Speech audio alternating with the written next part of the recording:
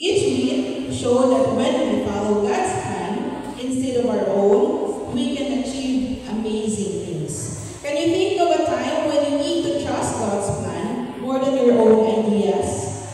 These victories did more than just make David's kingdom bigger. They brought peace, helping Israel become strong and safe among other countries.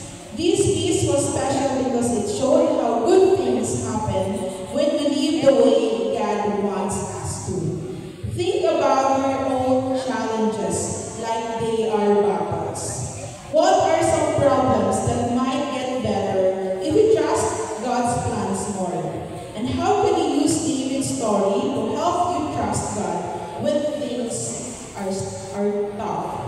Sa buhay po natin, we have our own battles. Not like the battle that they had, like King David had before, but meron po tayong mga personal battles.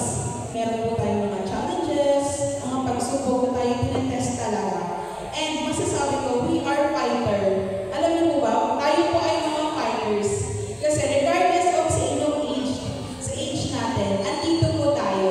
And sa kabutihan ng Panginoon, tayo po ay nakikipaglaban sa mga challenges and battles na meron tayo.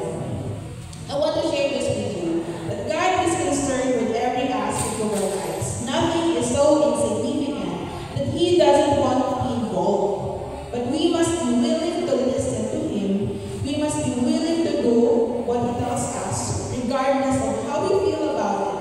The Holy Spirit speaks in the still, small voice.